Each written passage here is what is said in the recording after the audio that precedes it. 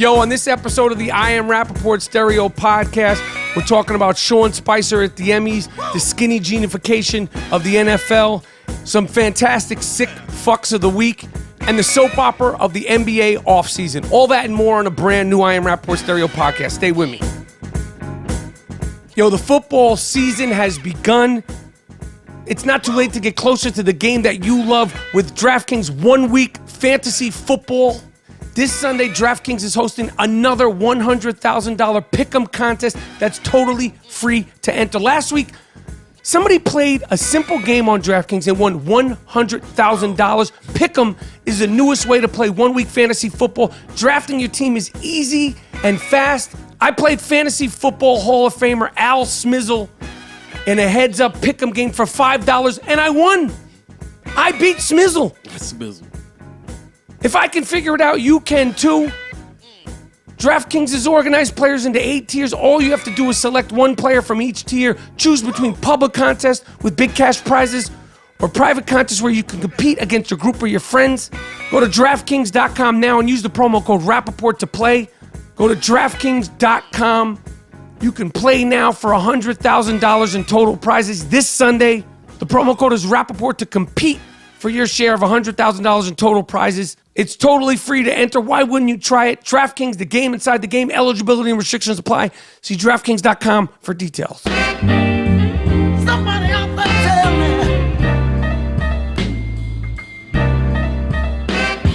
me. This is the I Am Rapaport Stereo Podcast coming live and direct from the Gloom Tomb in Los Angeles, California. I am back in Los Angeles. We are back in Los Angeles. This may be the 5th time that we're all together. It's me, Moody. Yep. Miles Smiles, Jordan Winter, the Dust Brothers, all in one room, all together, back in the saddle again. My name is Michael Rapaport, a.k.a. the Gringo Mandingo.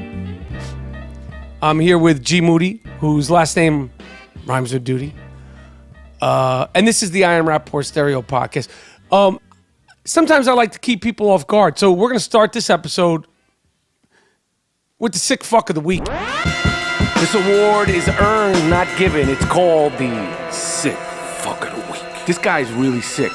Lock him up. How could you do it? Don't let him out. Damn. You fucked the dog? You what? You fucked the dog? Why would you fuck the dog? Why would you fuck your girlfriend's dog? What? Sick fuck. The sick fuck of the week. It's earned. Earned, not given. You did what? No.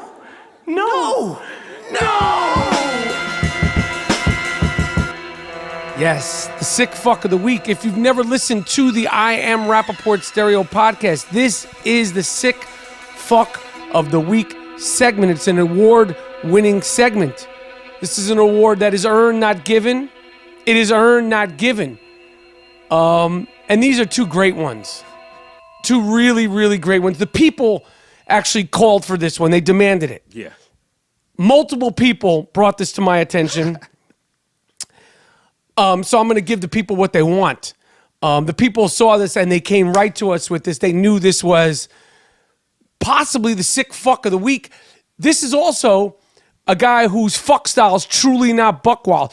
This is the first time we've got a crossover sick fuck of the week and a guy whose fuck style is not buck wild. In Germany, Worms, Germany. I've never heard of Worms, Germany. Have you ever heard of Worms, Germany? Hell no. No, I've never heard of Worms, Germany, but this is a fact. In Worms, Germany, firefighters were called in to help free a man who got his loaf stuck in a 5-pound weight at the gym. With the help of a grinder and a hydraulic saw, they were able to cut the weight open. And fortunately, the man's loaf had no harm.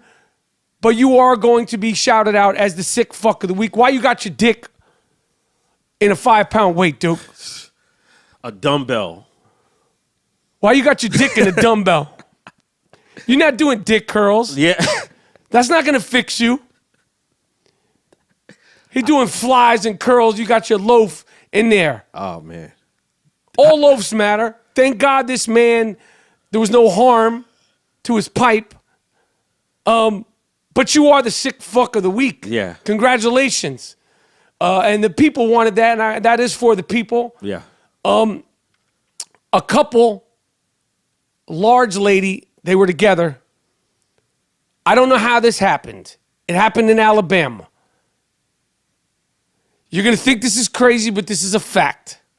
Look it up yourself. The man got part of his head stuck in his wife's vagina. Oh. During a strange sexual game. This is a ginormous woman in Greensboro, Alabama. They called 911. This happened over the weekend. Samantha Irving, the woman told me, the operator said the woman told me that her husband had fallen and that his head was now stuck in her vaginal cavity. I thought it was a group of teenagers making a crank call. Doctors showed up, ambulance showed up, and the situation was, in fact, true. I don't know how you do that. I don't know. Look it up. Because people are going to be like, oh, you got duped. I didn't get duped. Nope. He gave her head. Literally. He gave her dome. And finally, the sick fuck of the week. This is a recurring thing. A private school teacher. A private school teacher accused of sexual relationship with student pleads guilty to a dozen felony charges. This happened in a California school. They're very, private with all the information in Brentwood, California. Brentwood is where O.J. Simpson, it's a very affluent part of Los Angeles. It's like Brentwood, Bel Air, Beverly Hills, but Brentwood, the reason why I brought up O.J. Simpson, because he kind of brought it onto national attention, that part of town. Yep. The woman was having sexual relations with a 16-year-old student, pleaded guilty to a slew of felony charges. She's getting locked down. Now, when you have sex with a 16-year-old boy, the ramifications aren't the same for women. She will probably not be receiving the Wonder Bread bag and olive oil treatment that we've now made famous. He was 16. She's 45. And she is the third sick fuck of the week. And that is a cold opening I Am Rapaport Stereo Podcast Sick Fuck of the Week segment. That's right. Now listen to that funk.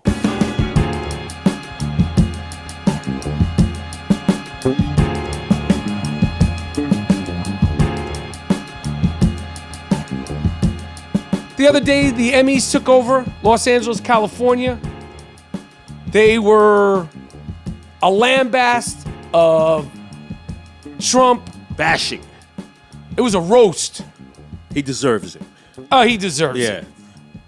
He deserves it, and he got it good. You know, these people have writers. These are talented people. They're funny people. Yep. Nobody fucks with Trump out here openly. There are people that fuck with Trump in Los Angeles in show business, rest assured. Yeah, on the low. But for some reason, they don't say anything about it. Now, Why? I don't know why. If I'm with a guy, I'm gonna tell you, oh, this my guy. And if you feel so strongly about him, speak freely. Nonetheless, Kellyanne Conway, she spoke out about it. She said, I guess it did feel that they were bashing Trump. And she said they got plucked and polished and waxed, and some of them didn't eat for 2 months. That's pretty good. And all of that to do what? To sound the same.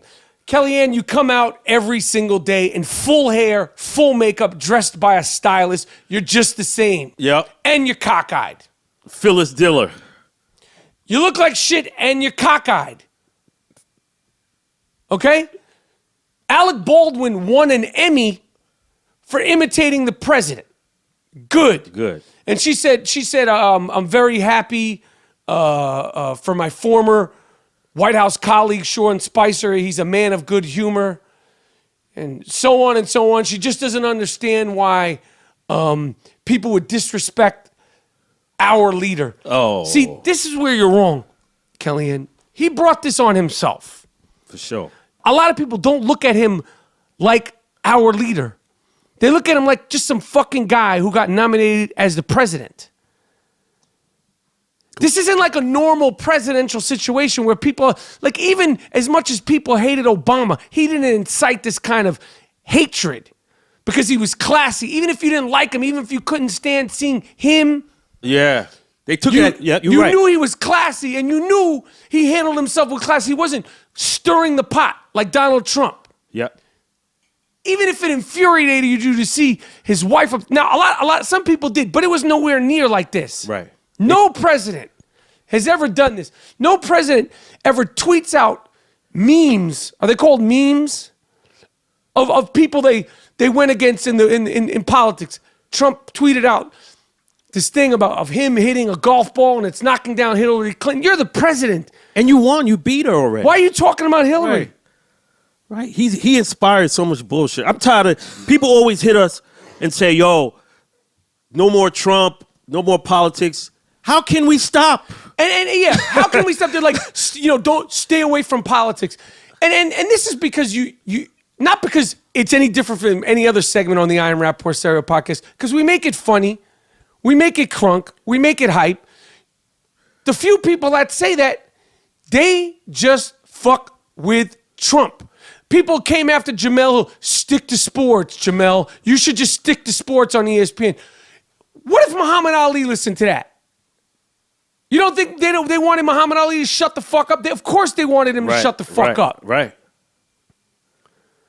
How can you just not say anything about what's going on in the world? And if you feel so strongly about Trump and you disagree and you're an actor, speak your piece. Right. If you like him, say, yo, this is why. But how come they always on some hide shit? Like we're hiding about Trump. I don't know. That's your guy. Come right out. Yo, I support him. Tom Brady. And this is Come why. right out. And this is why.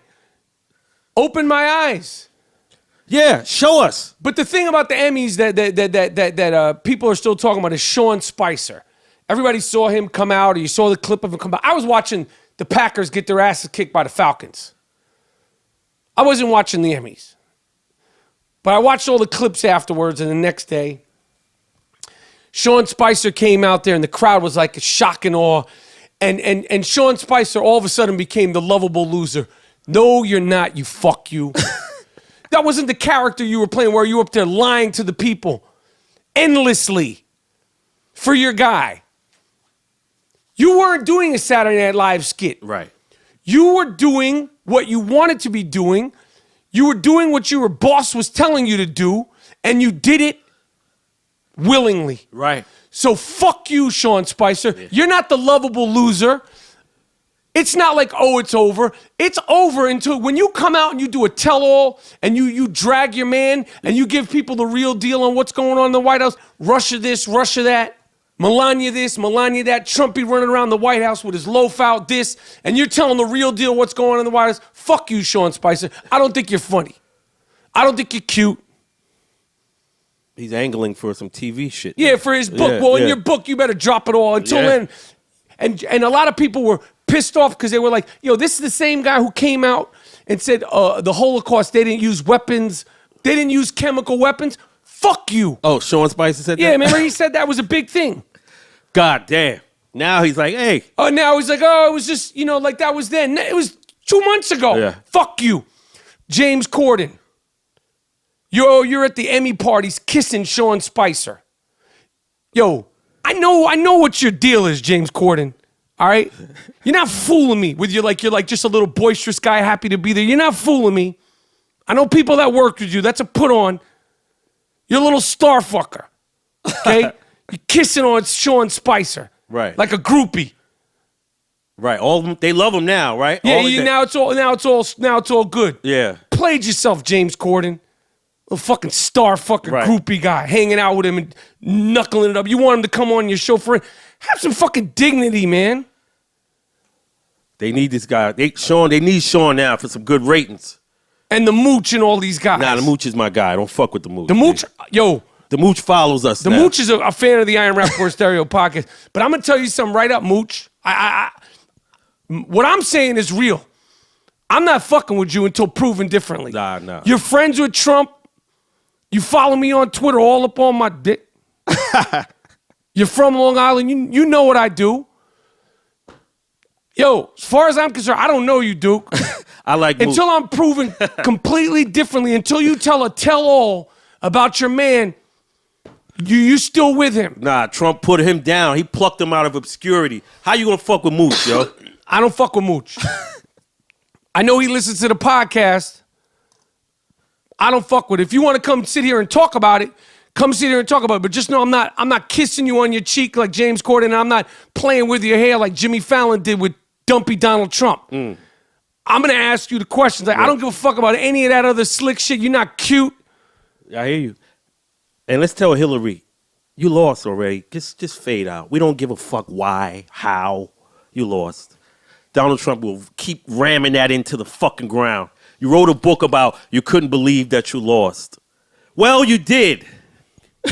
We're cool with Sean Spicer because he's kind of goofy and, friendly looking. But what about Bannon? We're not cool with him. Same shit. Yeah. Fuck these guys. Yeah. No one would ever be cool with Bannon. All of a sudden, like, Sean Spicer's got a sense of humor. Nah, man. Fuck that. Yeah, this shit, man, this administration is inspiring so much bullshit. There's a lot of nostalgia. A lot of nooses are showing up in Brooklyn in different spots. These guys are hearkening back to a time where black people were being lynched for nothing. This is a time that they love. That it's like nostalgia. That's the Make America Great Again. Yeah, like put the noose there. This is to show them, to keep them in their place. Jamel Hill, keep her in her place. She's uppity. Look at Colin Kaepernick. He's defaming the flag. But no, he is protesting brutality. But you don't fucking pinpoint that. So it becomes, the flag. What about the brutality? Anybody speaking about that? And the NFL. Are you pro police brutality? Right. Because this is what one of your players is protesting. I would think as a viable business, you would be like, yeah, this is kind of right. We stand behind this fucking guy. And 85% of our players are the black people. The ones that could be brutalized. Right. Speaking of brutalized, a guy in Seattle was walking around town wearing a swastika. This is all over the news, too. A swastika is not a joke, people. This is a symbol of extermination. Yeah, of genocide. Try to wipe motherfuckers off the earth. And it's got wearing it like it's fucking some Superman shit. Like it's a cape. But you ain't got no powers. No. You go ahead, tell him what happened to this motherfucker. He walking around Seattle, and people on Twitter were like, they tracked him down. And then some other dudes walked up to him. They didn't jump him. He was popping shit too. He was popping shit too. And they caught him on the train and they were talking, and Money knocked his ass out. Right. With his swastika. They should have fucking ripped that shit off and fucked him in the ass with the swastika. Forget the Wonder Bread bag. We get that swastika up your ass. Yeah. Hell yeah. You walking around with a swastika and shit like shit is sweet. 2017. No, nobody's going back. And in any city you walk in, that might in certain cities it might last a little longer than others. In this day and age, you walking around with a swastika, you're gonna have a problem. Right. You're gonna get punched in your face. Sooner or later throughout the day, you're going to have a problem. Right. They didn't jump him, they didn't stomp him out. Money snuffed him, knocked him out, and kept it funky. Kept it moving. That's how you gotta get dealt with. You see, this is not that old Martin Luther King shit. These are new people on the scene. These are the kids. They're all grown up, and nobody's tolerating that. That's how motherfuckers got put in the oven. That's how motherfuckers got lynched, because they tolerated that, right? They this guy walking around with a fucking swastika. Oh, you don't say nothing. Punch his ass in the face. Right. Make him think twice before he put that shit on. Like, now no. I want to see if Money Grip rocks his swastika Yeah, anymore. what happened? You go home. What happened? Oh, I got punched in my face. Why? I was wearing a swastika. Good. Tell your mom. Yeah. See what your mom says. And if she says, oh, damn, they did that to you, next time we drag her too. Kellyanne Conway and Tommy Loren, Aryan pinup girls. They love these blonde, rail-thin Aryan pinup girls. Fuck you. Fuck your swastika. Kellyanne Conway, cockeyed Kellyanne, Tommy Loren. Everybody's like, oh, she's like, she got these old snowflake, crusty ass Republicans like fawning over you. Ain't shit, Tommy Loren. Oh, like she's bad like that? Yeah, the blonde. She's an Aryan pinup girl. Yeah. Both are. Kellyanne Conway is a broken down old Aryan pinup girl. Flattest ass in the country. Ugh, she looked like she's on that Walter White. Stay with me. It's the I Am Rapaport Stereo Podcast. Listen to this funk real quick. I'll be right back talking about Marshawn Lynch. Tony Romo is on that Rain Man in the broadcast booth, and Zeke Elliott's meltdown. At Vincero Collective, a luxury watch doesn't have to cost a fortune. Vincero's years of manufacturing experience allows them to create innovative and luxurious timepieces and deliver them for a ridiculous fair price. I've been rocking my marble face Vincero with Roman numeral numbers with a white circle interior that is attached to an Italian leather band, and I love it, and I get compliments about this daily. A watch like this can easily retail for more than $500. At Vincero, you can score one for a little bit more than $100. Vincero has over 3,000 five-star reviews, free shipping, and a 24-month warranty. Seriously, you have to check them out. To receive 15% off your very own Vincero watch, go to vincerocollective.com/Rapaport. That's Vincero, Vincero, collective.com/Rapaport. The promo code is BUTTER. Build your legacy today at vincerocollective.com. You want to make some money on the side? Or you have a hunch? Put your money where your mouth is at mybookie.ag, the #1 rated online sports action site for 3 straight years. I've been cashing out. Lay down some cash and win big today. Join thousands of online players just like me and start betting at mybookie.ag. Sign up, collect up to 100% bonus, and double your bankroll on the house. Use the promo code Rapaport, RAPAPORT. They have in-game live betting, the most rewarding player perks in the business, and the all-new best-in-class mobile website that makes wagering on the go a breeze. And unlike some other websites you might find, MyBookie offers fast, no-hassle payments when you win. You win, you get paid.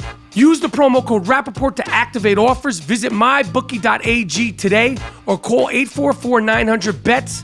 That's 844-900-BETS. You play, you win, you get paid. Expert or rookie, you got to check out MyBookie. Sign up today. All right, so the NFL's in full swing. Listen, last week I reached out to the fans of this podcast and I asked for help. I told you I was playing a dirty, dusty, unfriendly elephant. I said I needed help. I said, whether you care about fantasy football or you didn't care about fantasy football, I said to the people, I said, please keep me in your thoughts and even some of you in your prayers, because I was taking on a beast, right? A beast of a man in the Stern Show, Jason Kaplan. Oh, okay. Well, listeners, thank you. We stuck that fuck in the mud. It was a three-prong deal. We jumped on the elephant's back. We rode him down right into the fucking dust. Okay, we zip-tied the fuck. And stuffed him. And we stuffed him. And then we fucked him. Right. It was a three-pronged situation. So thank you to the listeners of the I Am Rapaport Stereo Podcast, because your juju, your mojo helped. Yes. Buried that fucking Jason Kaplan once and for all. Damn. Real nice and real proper. He's rolling around in the mud now, confused. He doesn't know what the fuck happened to him. When you keep that dusty elephant snout in the mud, right, it clogs up. We clogged him up real nice. Real proper. So I appreciate that. All the well wishes and the juju and the mojo that was sent, because it was a beautiful victory. Rapaport's Delight is currently in first place of the Stern League. Yes, we're 2-0. We plan on running the fucking table with all these inbred fucks. And I want to give a special shout out to my main man this week, Michael Crabtree, on the soon-to-be Las Vegas Raiders, who are still the Oakland Raiders. He put me over the top. Oh, wow. It was never a game, but Gronk did his thing. Michael Crabtree had 3 touchdowns. He got busy. Right. The Oakland Raiders were in Oakland. It was Marshawn Lynch's first game versus the Jets. And the Skinnyjeanification of the NFL has taken place officially. Wow. The Raiders were beating the shit out of the Jets, which we knew was a no-contest game. Easy work for the Raiders. And at a certain point, Marshawn Lynch was on the sideline. The celebration ensued. Getting hyphy. Getting Crunk, dancing on the sidelines. It's just an impromptu celebration. that lasted all of about 90 seconds, but it was all over Twitter. It looked like it went on for like a whole quarter. I liked it. Have fun. No, I liked it too, but I was just saying that the way it looked on it would look like he was doing it the entire game. Like the entire quarter, right? And he wasn't. He was just having a good time. He's from Oakland. You know, he's an eccentric dude. The one thing about Marshawn Lynch, I love him as a player, and I love him as a personality, but I can't tell, does he want attention or does he not want attention? Because his biggest claim to fame was, I'm just here so I won't get fined. But then you dance in front of all the, like maybe he wants attention only on his terms, which is fine. Right. But the Skinnyjeanification of the NFL is really, truly underway because a few players from the Jets who are getting their ass kicked, who are undermanned, listen, I understand it. They're pissed. They have an inevitable future, which is, they have a tough time this season. But they complained that they were offended. They didn't like Marshawn dancing. He was showing us up. Why don't you step to him after the game? Yeah, you're right, in the locker room. You're football players. Right. Do it on the field. You don't even have to. It's not about a fight. Just walk up to him and be like, yo, I think that's fucking bullshit. That's Bush League, unsportsmanlike bullshit. Fuck you. You're a football player. Tackle him. The best way to fucking, you have, there's no laws that are going to do anything to you for knocking him on his ass. Right. Tackle him. He can dance. He's Marshawn Lynch. And if you can't get him, knock somebody else on the ground. Right. The guy is scared of the guy dancing. Instead of tackling and being a hard-nosed player, he's talking to the fucking reporter about the opponent dancing. Can you imagine Jack Lambert, Jack Ham, at Lawrence Taylor, Mean Joe Green complaining, oh, Earl Campbell's, he went for 220 yards on us. Yeah. Oh, Jack Lambert, oh, these Pittsburgh Steelers and shit. Too Tall Jones from the Dallas Cowboys and these guys. Mark Gaston, all these guys complaining. Klecko. Yeah, Joe Klecko.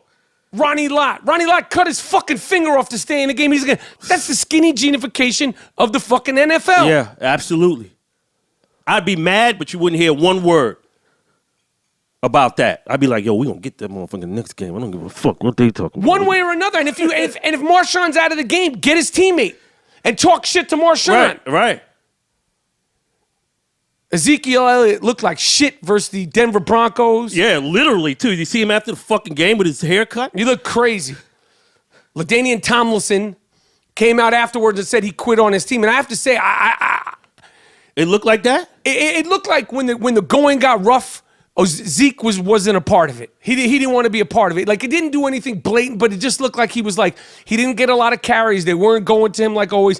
The Denver Broncos have a Super Bowl level defense, and they were sticking it to him. Putting that wood on him? Yeah, and it looked like he was like disengaged. It wasn't like anything blatant, but Zeke's got so much attention on him because he's great and because of all the off the field things, that anything he does, and they were getting their asses kicked, and instead of like being on the sideline, like, let's go, he like looked like, the pressure of what he's going through, and like, you can only tune that out so much. So, again, it wasn't anything crazy. It wasn't like he threw a shit fit like our guy Odell Beckham does. Right. But it was definitely like, where you at? These are the consequences of white girl syndrome.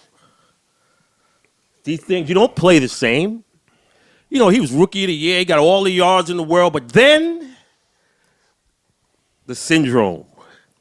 So his play suffers. Jerry Jones, you have to write a clause in the contract for these guys. Speaking of other Dallas Cowboys, Tony Romo. Tony Romo is a very good broadcaster. Now, other people have done this, but Tony Romo, because it's Twitter and because it's social media and because there's so many eyes on Tony Romo and he's so beloved, and there was it seems like it was a really long time ago, but it was just a few months ago when he retired. I dragged him on social media. Yeah. And everybody was fucking furious. He's beloved. He's a Dallas Cowboy quarterback, famous white guy with no lips, very good quarterback. I like to break Tony Romo's balls. And people, you know what? I got to say this, though. The Dallas Cowboys sports fans and the Tony Romo fans have way better sense of humor than all the Boston sports fans. Oh, yeah. The Boston sports fans, they have fucking terrible sense of humor. And you know what's crazy? Boston has a long list of great comedians that come from Boston, started from Dennis Leary to Bill Burr. And so, I mean, there's like 25 really good. If I did the math, we don't fact check here. Right.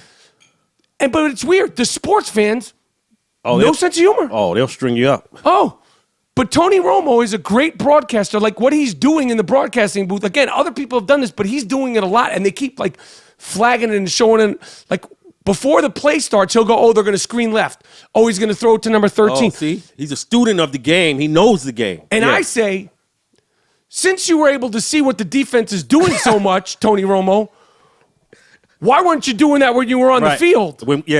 Why weren't you doing that when you were out there? Because you're obviously able to... Telepathy. No, he knew what's happening. He could read defenses. You didn't do that when you were playing. Right. You just thrown it to the other team. A lot. When we needed you.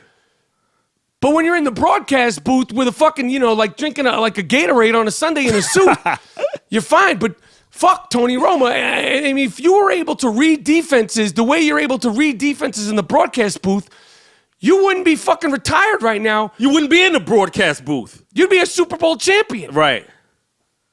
They're going to do this. They're going to do that. But I got to tell you, though, Dallas Cowboy fans, way better sense of humor than all the Boston sports fans. Those motherfuckers. Oh, man. Speaking of that, we're starting a new game. I'm starting a new game with the young shooter. We thought of something brilliant. Okay. Because I get these DMs from these people. A lot of them are from Boston. Now, I'm not going to generalize the whole place because we have a lot of fans from there. But for some reason, I get a lot of hate, derogatory hate from people in the Boston, Rhode Island area.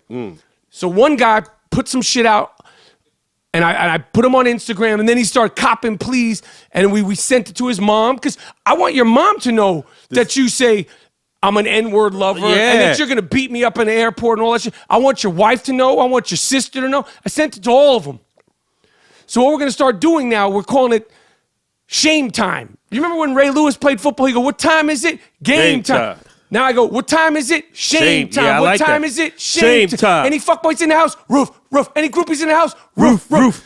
And then we're going to drag you. Yeah, good one. Damn, that's good. That's good. Woo. The shame game is coming. And we got to dance for this shit, too. Oh, like Ray Lewis. No, fucking Ray Lewis shit. Yeah. What time is it? Shame time. What time is it? Shame time. Any fuckboys in the house? Roof. Any fuckboys in the house? Roof. We're going to start dragging these motherfuckers every single time. Send it to your mom. And until your shit gets deleted, until you get fired from your job, I'm not going to stop you. Fuck. Stay out of my DMs unless you're looking to, make some money. Just stay out of my DMs, Duke. Stay out. Yo, and that's if you're in my residential area, I'll send you an Uber. We could talk it through face to face. I will send you an Uber. Yeah. Cowardly lions. This may or may not be Skinnyjeanification. Odell Beckham, who obviously has been hurt, missed the first week. He played in the second game. LeGarrette Blount and a few other players have come out and publicly said, I don't give a fuck about your fantasy football. Now, I get it. I understand it. But without fantasy football, the second and third tier, fourth tier guys, nobody would know who the fuck you are. Yeah. Okay? Yeah. The Odells, the Le'Veon Bells, the Antonio Browns, Ezekiel Elliott, everybody, you guys are the stars. But let's just call them the third round picks and down. Pretty much the third round picks. You think that anybody would give a fuck outside of Oakland Raiders fans? No disrespect, because I love all these guys. No one would know who Tariq Cohen is outside of Chicago Bear fans. Fantasy football and football are one and the same. It's a major part of the NFL, hence the reason why Fox, Yahoo, ESPN, and the I Am Rapaport Stereo Podcast has the world-famous Fantasy Football Follies. Now, LeGarrette Blount said the same thing. Now, LeGarrette, I know people are disappointed in you fantasy football-wise this year. I don't blame you. I blame your fucking coach. Okay, because I believe in you. I know you want to kick ass at fantasy, LeGarrette. Odell Beckham is a different story. Yeah. Yeah. Didn't you meet Josh Norman? Yes. I met him in Marina Del Rey. And Josh Norman is about that life. And What do you mean? He was like, fuck Odell and fuck Dez.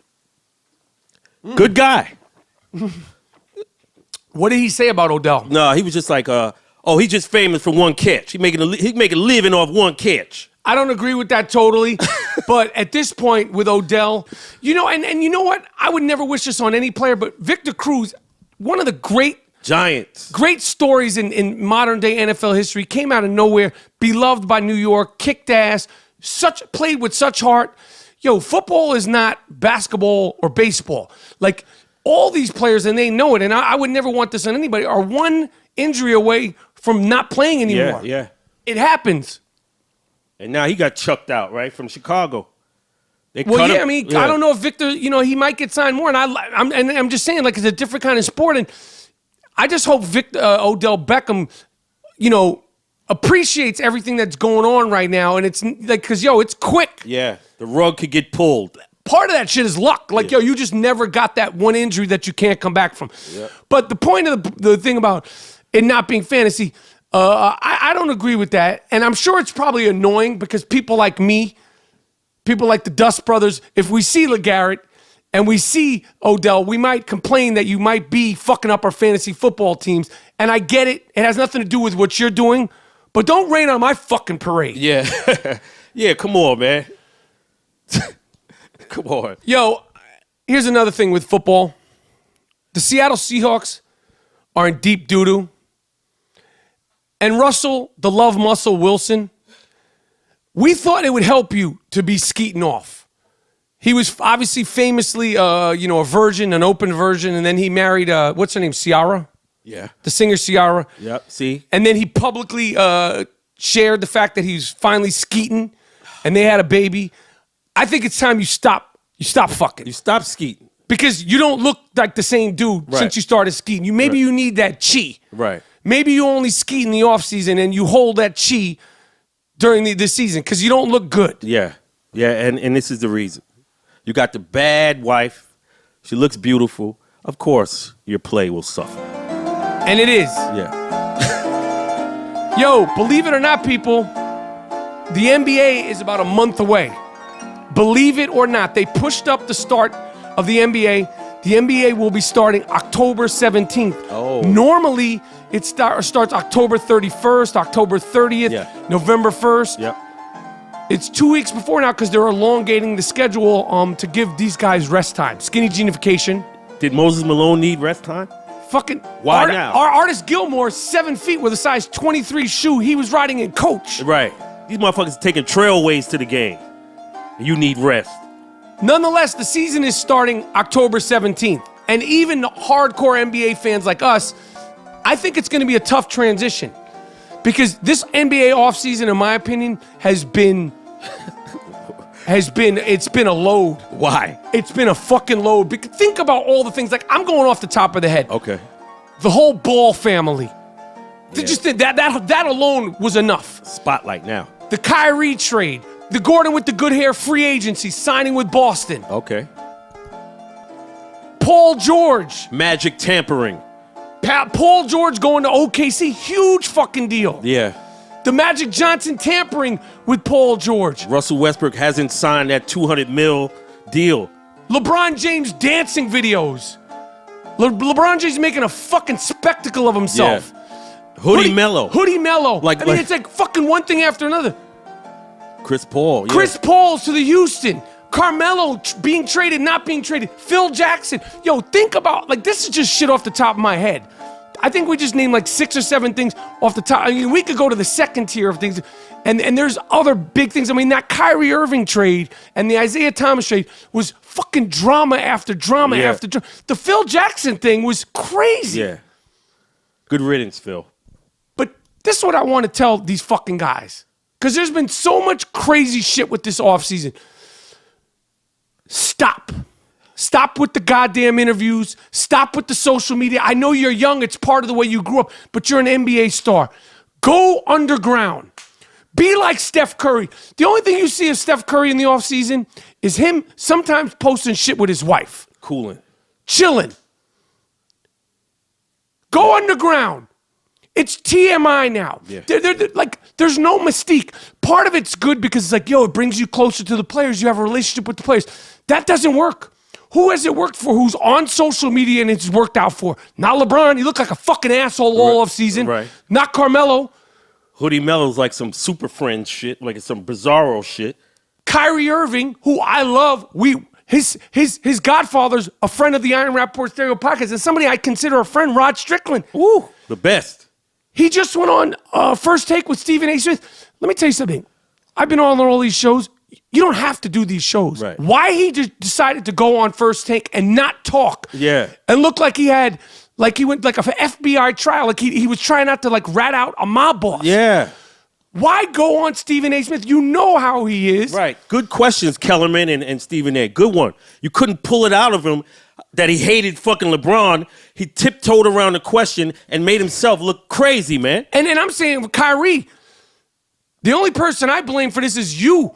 You chose to go on there, and you chose not to answer the questions. Like, you know, if you're going on a talk show, you're there to do what? To talk, motherfucker. Yeah. And I say this with love and respect. I love Kyrie. I fuck with Kyrie. But I think in general, the NBA dudes need to go underground, chill. Oh, no, it's going to be a whole bunch of rap concerts now. Damon Lillard now, he's MCing. And these dudes are complaining about NBA 2K rankings, arguing about it, beefing on Twitter. Like, yo. A video game. Where you rank that? You don't care about the playoffs? No. You don't care about getting to the championship? Oh, 2K. Because you know you're not getting to the championship. You know you're not making the playoffs. So you're worrying about a fucking video game. Like, I get it that you get a closer look. You know, you're sharing your stuff, but it's TMI, man. You're an NBA player, man. Have some like preciousness about it. There should be something precious about that. Right. NBA is an upper echelon, the best league in the world, man. Speaking of sports, and I got this from my man Mario Lopez, who was at the fight the other night, which I want to talk about. A champion Irish Greyhound tested positive for cocaine. Hey, a dog could do what he wants to do on his own time. Word. I saw my man Mario Lopez posted that. He's always a fan and supportive of shit. I agree. Yeah. What a dog does in his personal time, that's up to him. Yeah. You know, he wants to sniff that yayo because he got a race. This ain't the UFC. This ain't sanctioned. And why do they test a dog? How do you find out that a champion dog... He must have flew around that track. They probably was like, oh, shit. They had him probably took off. You know, like to go to the runway, the dog started... He was beating everybody's ass and they tested him. Yeah. When they are dominating the races, that's when the little flag goes off. Probably gave these motherfuckers some ooh-wee, man. Yeah, he was on some. But the fight the other night was a big controversy. Canelo Alvarez, I don't know if anybody saw it. Triple G. Me personally, I think it was a draw. And I tweeted that, and I said, I think it's a draw, but they'll give it to Canelo because of the judging. I look at I see through the eyes of a corrupt Vegas judge. That's how I'm watching boxing. I'm not watching boxing of what I think. I'm saying how the corrupt Vegas boxing judge will come with the decision. But personally, I think because Triple G in the beginning was he was a little slow. Right. And then he came on. Later on, I thought it was a draw. I'm not surprised it was a draw. It was a lot of controversy. It was a good boxing match. Yeah. And I think that in between the rematch for Canelo Triple G, which is inevitable, the corner man for Canelo Alvarez's cousin should fight Conor McGregor. And that'll be a better test for Conor McGregor. Right. The corner man's cousin, not the actual corner man, because the corner man will fuck Conor McGregor up in a box. His cousin should fight Conor in the prelim. Yo, Triple G, he got a chin, man. He's tough. Both of those guys are tough. Those guys are tough. Canelo needs to learn some good English. So it would be bigger for his brand. Yeah, so he could get commercials and because he doesn't speak any English. Yeah. Come on, man. Try, man. It's better, more money for you, man. They could sell you. Yeah. They put the mic in your face and it's like, oh, what the fuck? They miss Floyd. Floyd had super personality, man. He could, Boxing, I mean, my man Triple G is from Kazakhstan. I know I'm not saying that correctly. Kazakhstan. And he learned enough English to do the interviews. And Right. Canelo, you know, the way he looks with the red hair, he's Mexican-American. Like, yo, we're like kin. He could be a He huge... looked like an Irish motherfucker. He could be a huge star here in America, Hell yeah. even bigger than he already is. But it was a good fight. It was a good night for boxing. All right, what can I say? It's the I Am Rapaport Stereo Podcast. You know we drop the fantasy football follies every Thursday. Some of the people that are hybrid listeners, you're gonna start thanking me for the information. Because again, people are beating me with my own information that I'm giving you. And I give it to you because, what's the mantra? I'm not here for the money. I'm here for the honey. Okay? We're gonna dance. We're gonna continue to dance all season long. The fantasy football follies drop every single Thursday. This is the I Am Rapaport Stereo Podcast. Keep talking your shit. It is a culture of winning. Yep. Go at these Nazis and all these motherfuckers. Demand respect. I am the Gringo Mandingo. His name is G Moody. Last name rhymes with duty. For sure. G Monetti always ready. The Dust Brothers are in the house. It is the I Am Rapaport Stereo Podcast. We're done. We're having fun. Keep rocking with us until the next one. Out. Peace. Yo, the book is coming. The name of the book is This Book Has Balls. It's available to pre-order now. It comes out October 24th, and we are having a book signing and a live show in our house at the Gramercy Theater, October 30th, Monday, October 30th. Podcast, book signing, live show, all that, and a bag of chips. You can get tickets at IamRapaportTour.com. October 30th, live from New York City. You can get tickets at IamRapaportTour.com.